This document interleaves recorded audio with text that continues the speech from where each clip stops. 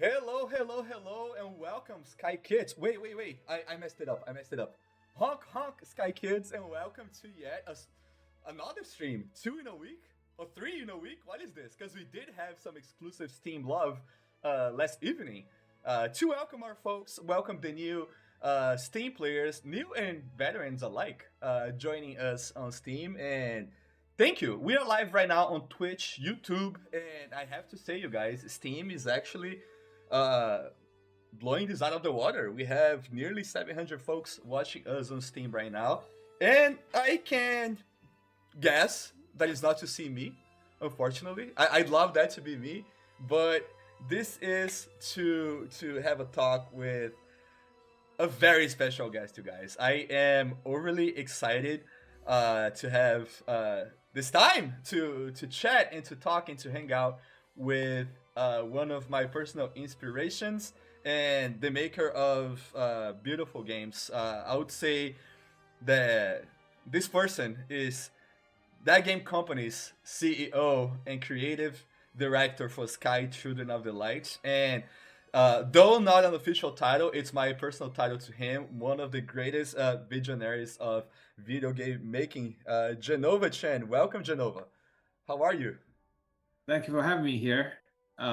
Very excited and also nervous. Usually I don't do live stream. That's not my specialty. But hey, right now we cumulative we probably have over 1,000 people watching us, so I don't think that helps. But I felt the need of sharing those news with you. Thank you for finding time to do this with us. I'm sure that everybody at the studio is super busy with the PC launch. It's Sky has been a game we've developed since 2012. So it's been 12 years in the making, and finally we're on the PC platform. And I can tell you that everybody who worked on the PC port are really excited and pay attention to everything that's going on right now. Oh, I'm sure. And the chat right now is ecstatic to be talking to you, Genova. Chat on all. I have to get used with these multi streaming platforms: Steam, YouTube, Twitch. If you can show your appreciation to Jenova Chen, put a blue heart showing love to TGC in the chat. I'm sure he's gonna appreciate that. Show your love. I wish I would. I'll give you a heart through the camera, Genova. I can see And many hearts flying here. That's there you cool. go. That's what Sky is all about, right? It is sharing that sense of connection, and that's why I really appreciate you being here with us, Genova. It's it's not very common to have the CEO of the studio to come in and have this time of connection with fans alike, Sky children alike, and I'm sure that's really important. A lot of these people have been really expecting a moment to have a live moment with you. So my appreciations to you in their name. And there you go, bunches of hearts. We're seeing all of Yeah. those hearts. Thank you so much. And I mentioned this before, but the company, that game company, started back in 2006 because of you guys, the gamers who played our game and write the letter to encourage us to found the company. And ever since, we've been making games for you. And thank you for your support. Thank you for the hearts. We survived for 18 years, and we're going strong. Yeah. That's a great segue, Genova, for us to get started. So it's been a while, 2006, of TGC as a gaming studio, right? And now here we are celebrating the Steam launch with the trailer, the Steam launch trailer that we released. That was very beautiful, and nearly 5 years of Sky Children of the Light. So how has Sky as a game and TGC as a studio evolved within this time? Uh, Especially from your original vision, right? Like when you uh, started this company and when you started creating this game to what it has become now. Uh, how does it feel and how has both of these evolved throughout this time? Um, we when I was just a student, kind of studying in the graduate school, that was 2003. Uh, at the time, video game was a target by the mainstream media. The Congress has associated video game as the cause of the shootings in the society. There's a Columbine shooting where two high school students bring machine gun and grenades into the school and caused many people perish. And at the time, yeah, video game was considered as the cause of such violence.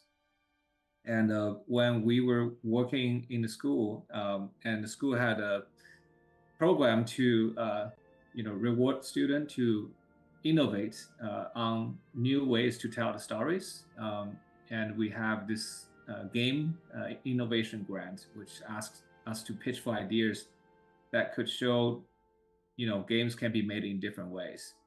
And so starting from that project, we worked on this game that's not violent, the reverse of violence, not addictive, and we focus on making the player feel a positive feeling rather than destroying things. We're actually healing the world somehow, and that was an experiment project. But many people who played our game told us that they cried for the game. We were all very shocked because in 2004, 2005, people don't associate video game as something that will make people cry for a good reason. And it was those players who's touched by our game.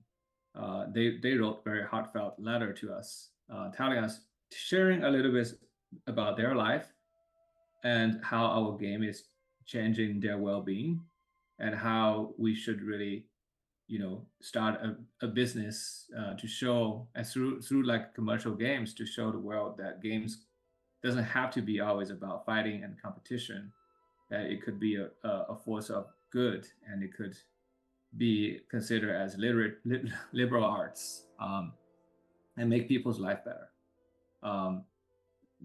That was just very inspiring, and we pretty much dropped everything just to follow the request from the players and try to start a company before we even graduate.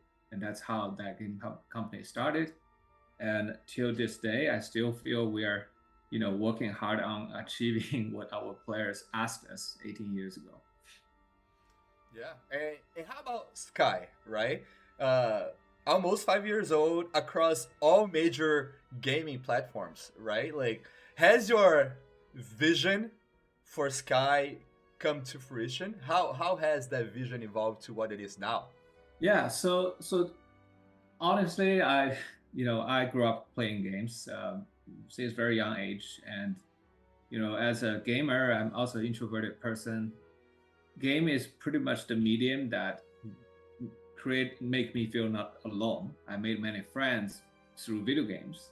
I find my career with video games, and I've learned most of my English and my geology and history through playing video games.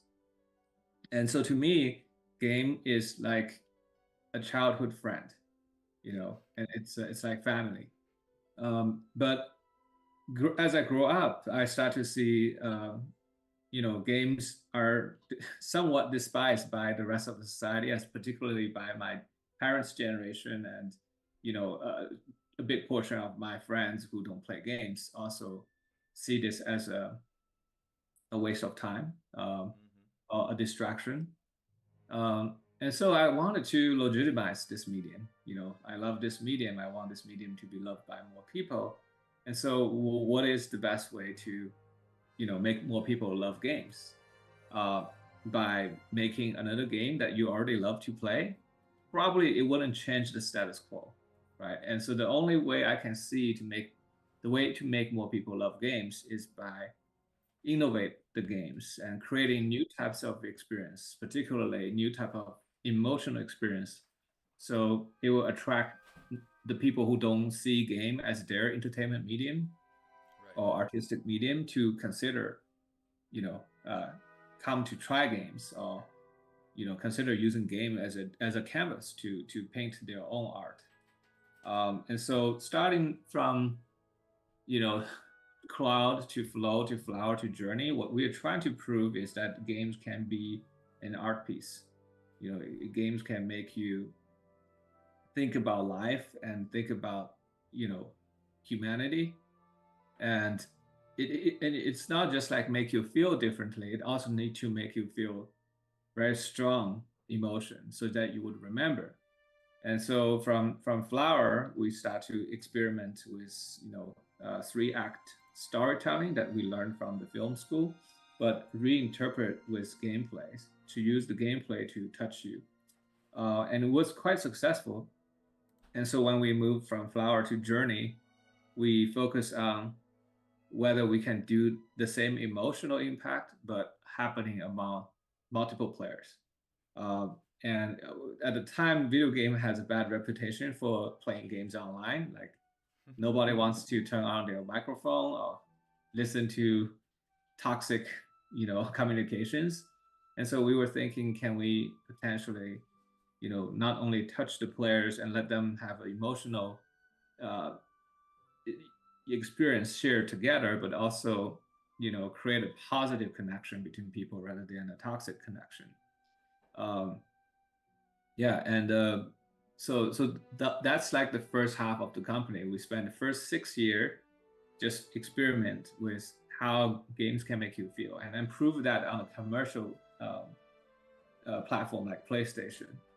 Um, yeah, and then what happened after Journey till Sky? There's a huge gap of the rest of 12 years. A lot of people thought we just disappeared, or maybe the company has go this bankrupt or something, right?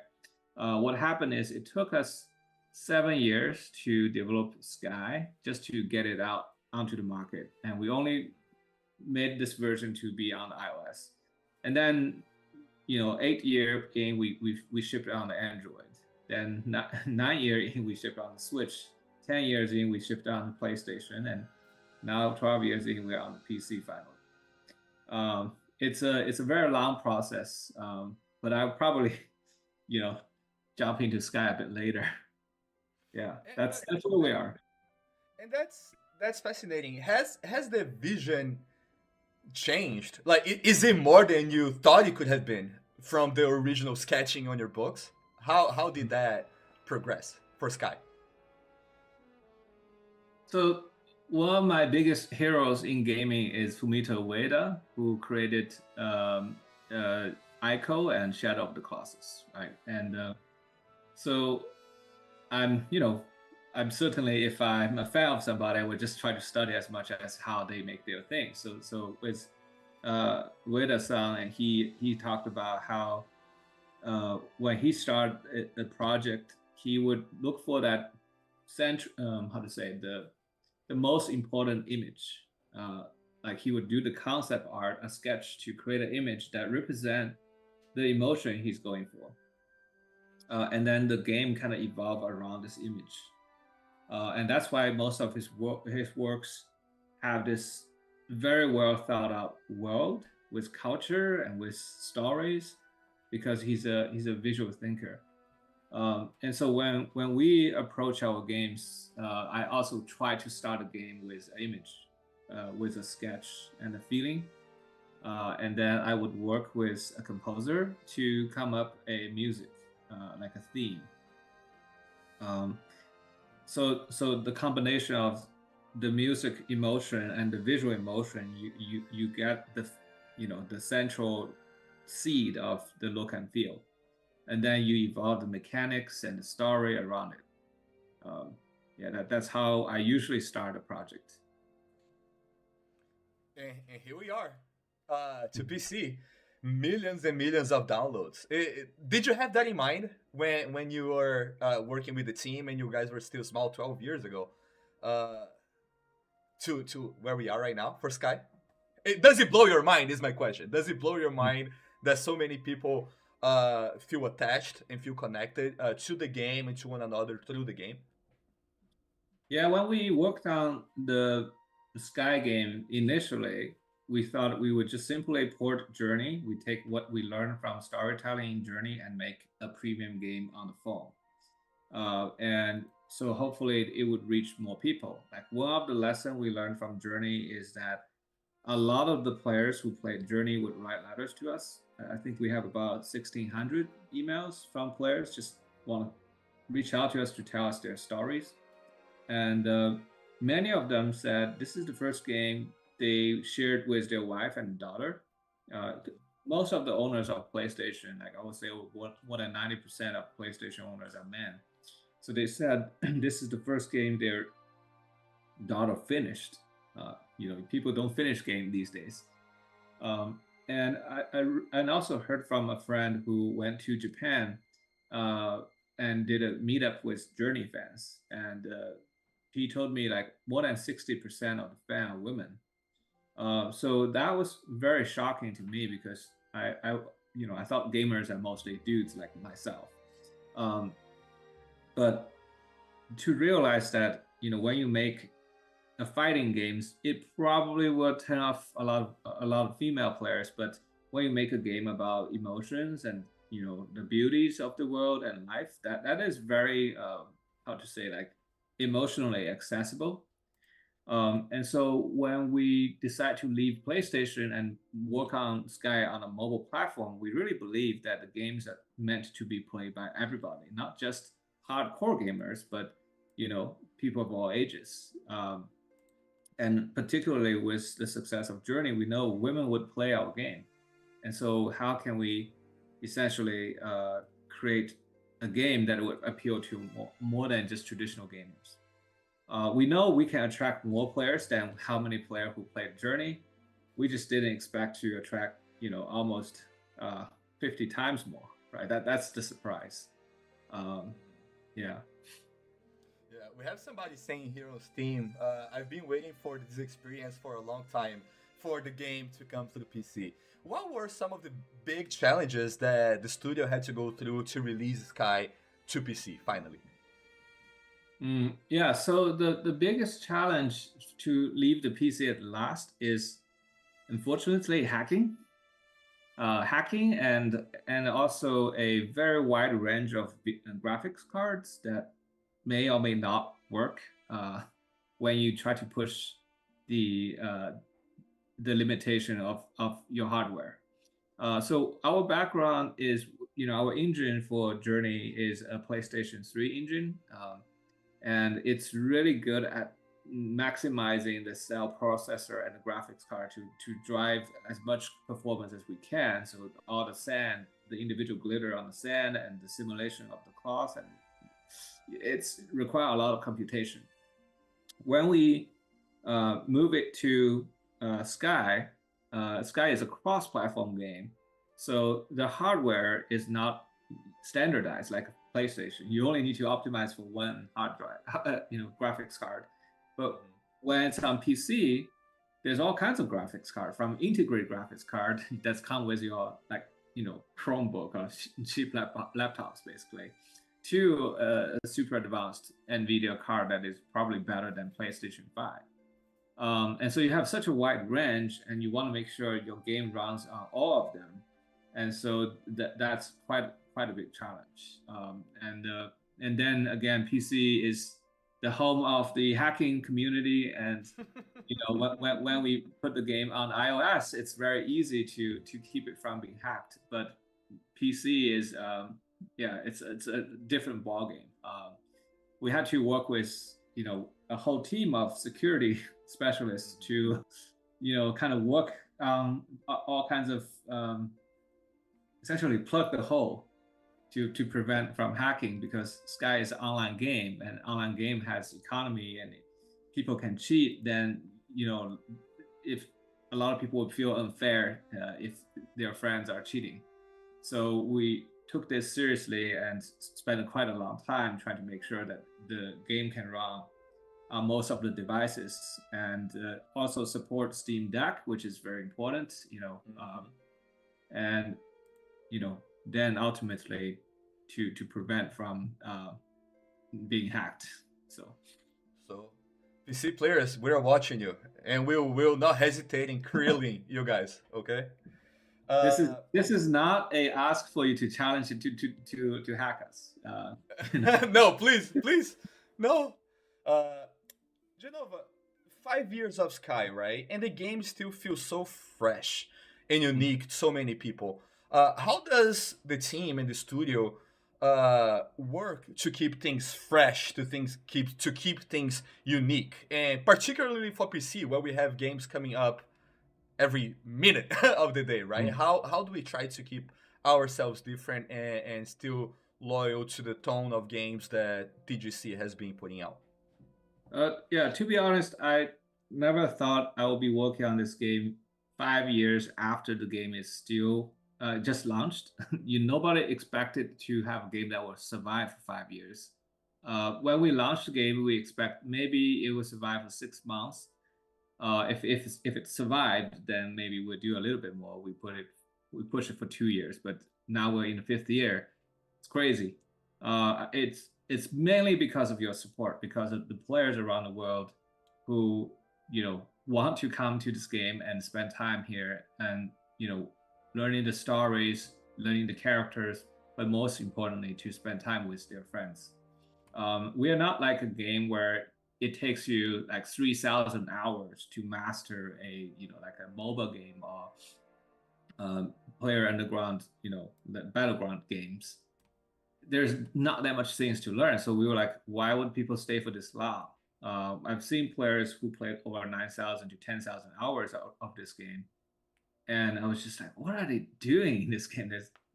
Are they just wasting their life away here?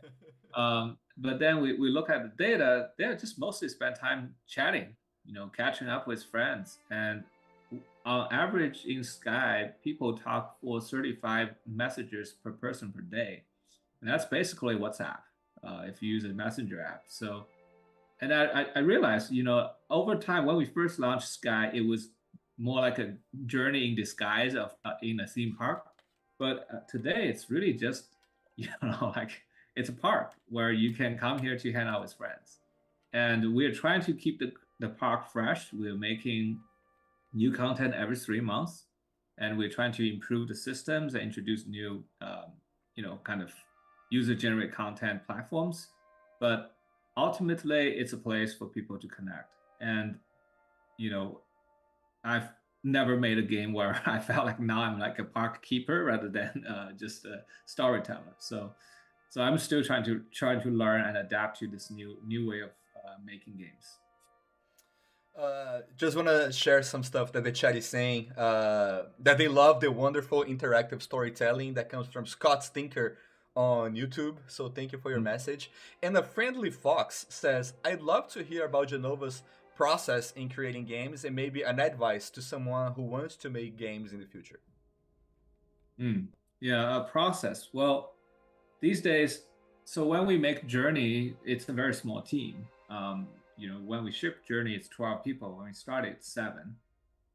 These days, working on Sky, we have 2 teams working on seasonal content. They have to ship something every 3 to 6 months. And we have even smaller team working on various events. And I feel like when I work on indie game like Flow Flower Journey, because of the small scope, it feels more like a directorial experience where you are coming up with a concept and you prototype it and you try all kinds of mechanics until one thing stick, and then you kind of into production to essentially fill it with content and the story, and then you polish it, right? Polish multiple times until the story start to touch people, and then you release it. That's like a very much like an indie movie director making a movie. But with Sky right now, I feel I'm more like a showrunner, because you have to plan for the whole season, like whole year, and what happens in each episode, and then you work with multiple directors under each season that they're directing the story, and you need to make sure all the story lines up, right? And yeah, so these days working on games is slightly different for me, but as aspiring game designer, I think the core is still to think about what you want to communicate to the players. That is that a particular emotion? Is that a a particular idea, like inspiration you want the players to feel, and you focus on that emotion first, and then start with a core of interactive prototype. It has to be interactive. It cannot be a movie. Um, like a lot of people made a great movie about something and expecting that the game is going to work. It could actually be very boring just watching it. So it has to be a core interactive prototype to capture what you want to express, and start with that core. Then you can like build. It's like the skeleton, and you can build the meat and skin around it. Once the skeleton is solid, a lot of the games fail because they didn't spend enough time working on the skeleton, and then because of deadline or because of budget, then they have to quickly put the meat and, and the skin on it, and then it would just collapse. So I think that spending as much time as you can on finding the core is, my advice. And now I think Miyamoto-san, who the father of Mario, also recommend that is just work on the core gameplay until it is so fun that, you know, before you work on anything else. Thank you for that. And I love your analogy about being a director from previous games, now being a showrunner, because it's tangible. It's something that uh, I can understand. And if I can understand, anybody else can. Thank you for that analogy, Jenova. And our studio, TGC, is really well known for pushing technical innovations, right? And just recently, we last year we broke a world record for the festival tech that we used for the Aurora concert, right? Is there still room to innovate, and is it important to keep creating new tech and pushing tech forward in order to tell different stories or more interactive stories? Yeah, I think a lot of the times people associate video game industry when you make sequels to an original idea, the sequel is less creative, right? And it's very rarely the sequel is better than the original. But when we work on Sky, our DNA is in indies, and we like to innovate, and we want to push the boundary of what people will feel with the medium of interactivity, right? And so when we pushed for Journey from Flower, we want to see if something can be done never before seen on a relationship between two players. And when we work on Sky, we want to expand that relationship from two players to a group of players. And we want to see if we can create a genuine emotional bond between these people across nations and countries, right? I mean, and yeah, that was our goal. But once we achieve that goal in Sky, we don't just want to keep making content, and that's not very exciting, right? Like we want to see if we can bring something new to this industry. And so with the concert, that was really, like having a concert in a video game it's not an original idea. I mean, Fortnite did it really, really well. What we do is we innovate on the emotions, right? And when we see the concert format, and I have these dreams where when I see the Fortnite concert, I was expecting to. It's during the pandemic, so I was expecting to go into the concert, have this wonderful time with a great artist, and have this bonding with the people around me. That's why people go to the stadium, right? It's to feel like you're not alone, to feel like you're connected to tens of thousands of people who love the same thing you do. But the Fortnite experience didn't give me that. It's more of a idol worshiping of something giant, and that's quite different than what I was expecting. So I felt like there's actually a potential here. Um, and this is during pandemic, so I've been staying at home for almost a year, and my social circle was basically just my immediate family, and that's it. And so I thought it would be great to connect everyone, and let them feel the connection as if they could go to attend a real event with thousands of people. And so when I approached our CTO, Sam McGrath, I said, our game only has 8 people in the room. Is there any way you can connect 10,000 people in the room? That's the number I expect. 10,000 people. Um, and I'm sure he was happy with that request. right. He initially told me no, but I was like, you know, there's got to be a way. Like like maybe we can sacrifice on something, but I just want to build a connection. We don't need to have everybody to be fully rendered. And eventually, he didn't turn me down. He's an open-minded person. He likes a challenge, and so Sam figured out a way to compress the data. Because imagine if the most expensive thing for the online game is the server cost. If you send a packet of data that costs you cents, right? That's easy. And if you send to 7 people every minute, that's maybe 7 cents. But if you're sending it to 10,000 people, that's a lot of money just for one account. And so how can you keep the cost down for 10,000 people to send another each person have to send another 9,999 people data about where you are. It's just not economically possible. And so eventually we figure out a way to compress it into a 3D texture. It's kind of like how JPEG it is to a bitmap, but this is probably too detailed. But yeah, once we figured out that it's possible, then the question is, how do we even render 10,000 people on the screen on a crappy Android phone? That's another major challenge.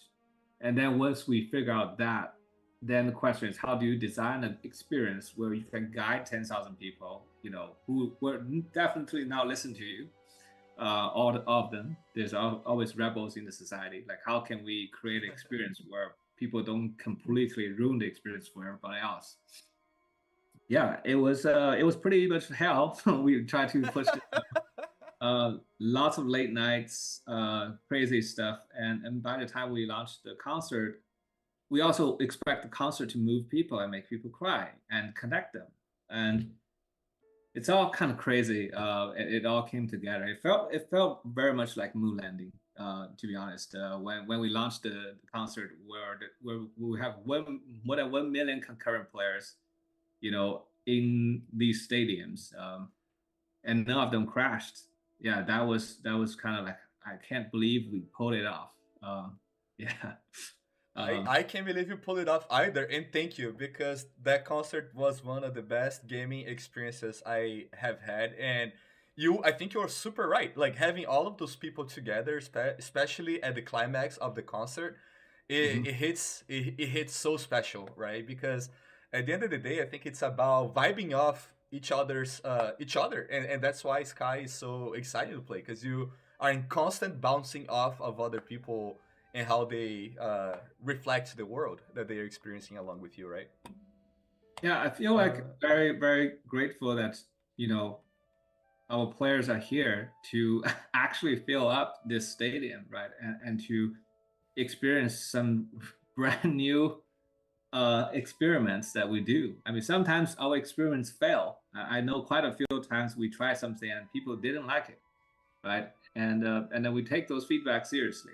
And but I guess I'm an innovative type of person, so I love to try new things and experience new things. And it's a very special place with the Sky community, because we're doing a lot of things that nobody else have done before, and we have yet some crazy stuff coming very soon this year. So hopefully you would enjoy it. I cannot wait. Yeah. And speaking of collecting feedback and building from what the community shares with us, uh, the PC community scene, let me tell you, they are very well known for being super hardcore and to have strong ideas, strong opinions per se, right? Mhm. Do you think these players can also find home within Sky that has been so contained for so long in our little world, and now we are out in the ocean?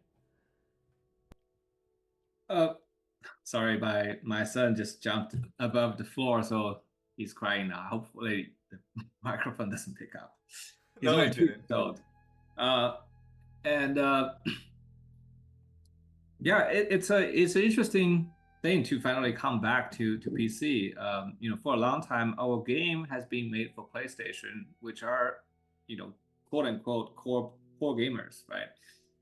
And we were very proud that we were able to make the game look absolutely beautiful, and like every pixel is pushed. With Flower, we pushed the grass blades. We were the first company that get over 200,000 grass blades moving and interacting and responding to you um, on the screen. And with Journey, we're pushing for the realistic glitter of the sand and the simulation and collision of the cloth. Um, and yeah, that's our DNA. Is we are both we're interested in both the technology and also the art. Um, but when we move it to mobile, at the time when we were working on Sky, it was the era of iPhone 4. I'm not sure if you still remember how slow the iPhone was back then. So a lot of the tech, our instinct to push the technology to do more actually backfires, because the more you push for computation, the quickly your battery dies. And then we have to learn how to be efficient, right? Like what type of magic is worth the computation and the waste of your energy of the battery. But when it comes back to PC, the PC is forever powered to the wall. It has maximum capacity.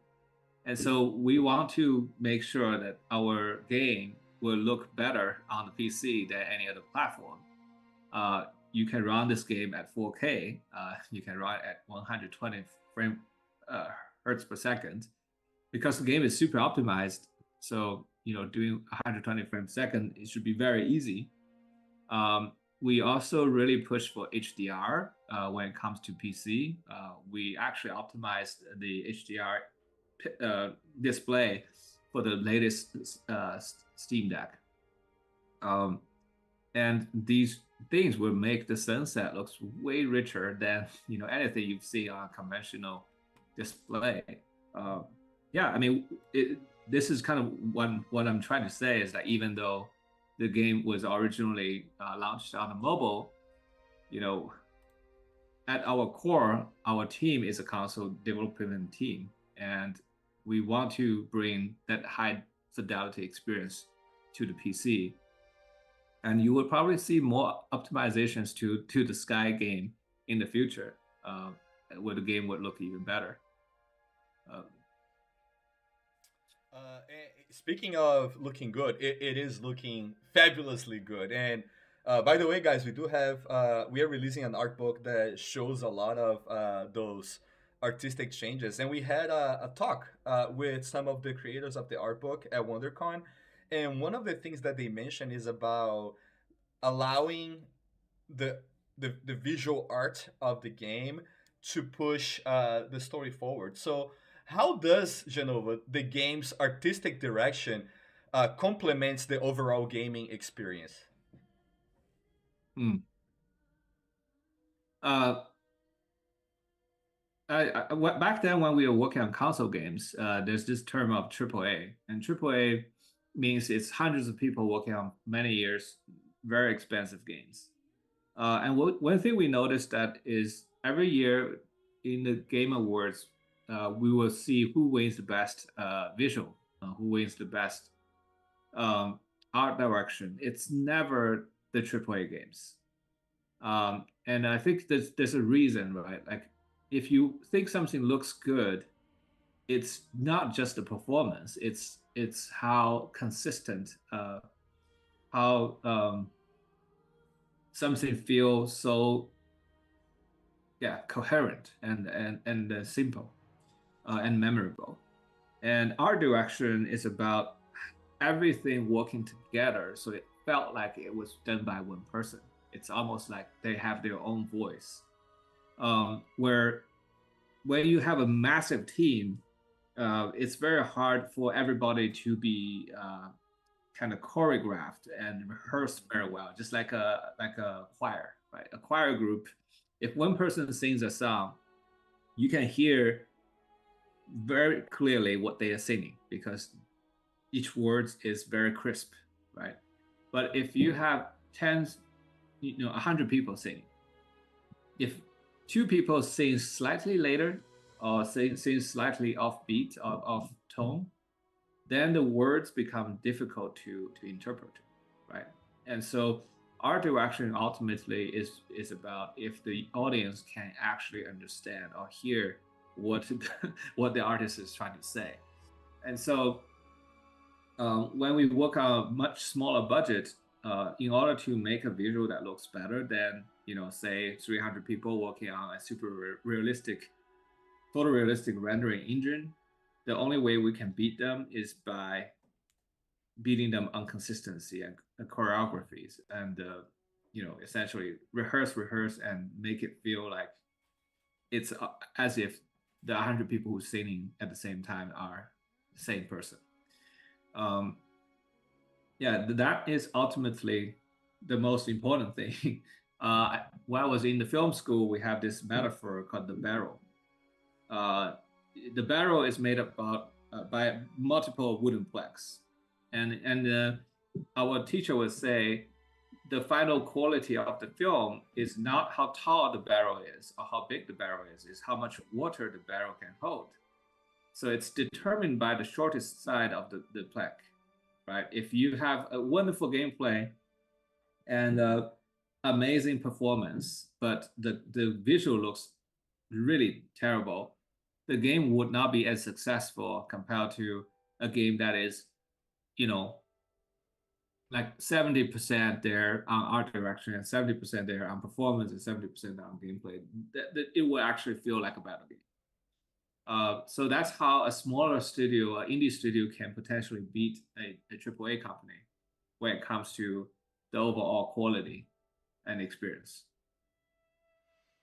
Awesome. And 5 years, right? All major platforms.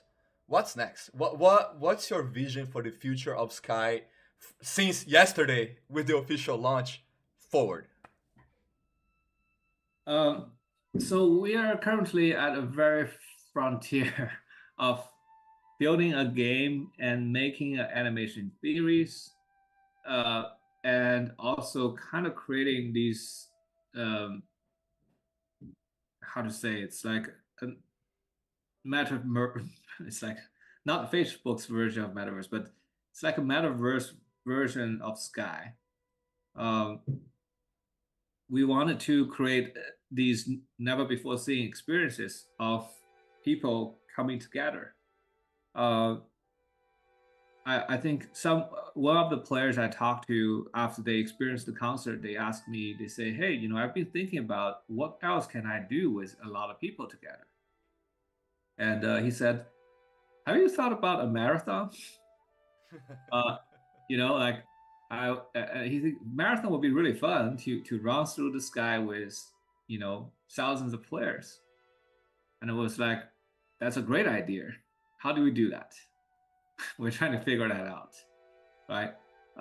And other people say, I wish I could, uh, when Aurora came on stage, only one stadium uh, worth of players, about 10,000 people, can actually interact with this real person somewhere that is broadcasting to the stadium, but everybody else could not interact with her. And so there are players asking us if we could create a situation where if we have a real singer or performer, that she could interact with the entire server. And so we're looking into how to make that possible, right? But just imagine the possibility and the emotions you can feel if someone who is really there that can interact with you um, is not a pre-canned animation, but a real person. Um, yeah, there's just so many things that we have not tried with online games before, but now it becomes possible today. Um, yeah, I really want Sky to be this kind of, you know, frontier where human connections and larger social interactivity can be experienced and prototype here. Genova, I just have to say that I love that as you say that we are expanding technology, the soundtrack of Days of Fortune starts playing, and it just makes this wonderful. Like we are ready for an adventure. I love it. We are coming close to an end, guys. Thank you so much, everybody in chat, for hanging out with us. And Genova, I cannot say how exciting the chat has been, both on YouTube, Twitch, as well as on Steam. So thank you for your time. Is there anything you would like to share with nearly 2,000 Sky Children, whether new mods or veterans alike? Uh, yeah, is there anything that you like to tell them to celebrate this release? Um, we have a anniversary coming, and this year the anniversary will be quite unique. I have, you know, never thought we will be able to do these things in the past 18 years. Um, I want to just withhold that, but just hope you would enjoy by the time we enter the summer, around the end of June and July. Um, yeah, and I just want to say thank you so much for supporting our game and keeping this community, you know, wholesome and live. And that's what allowed us to make all these new ideas into reality. And we will do our best to amaze you. Awesome. So thank you so much, everybody. Before we head out, you guys, I'm gonna play the official Steam release trailer that we released, just so you guys can see it because I cannot get enough of that trailer. It's so beautiful it is. But Genova, thank you for your time. Thank you for creating these wonderful pieces of gaming that we all love, and for allowing us to connect in different levels with people who we may never even see in real life, but that doesn't make it any less real.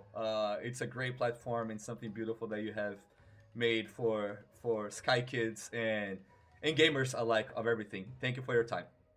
Thank you, Tio, and thank you for all of you who come to this stream and listen to me, and you know, just thank you for Here the we love. go. That yeah, that's totally why we're making games. And in the most difficult time when we struggles when we make games, it's your support that really keep us going. So thank you. All right. Thank you very much, Genova. I'm gonna play that trailer for you guys. Check this out. If you haven't yet, I'm sure you have because it looks good.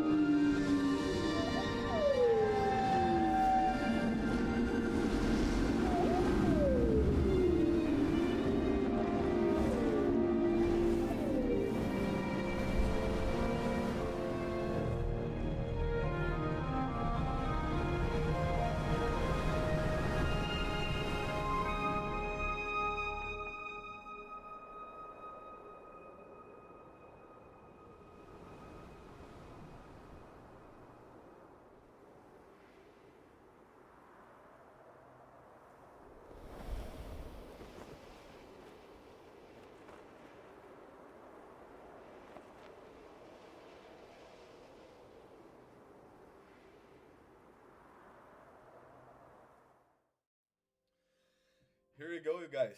Jenova Chen. I do not get enough of listening to this man speak. It's so inspiring, and to have the opportunity to have this chat with him. It's something that my journey and flower self would have never thought through.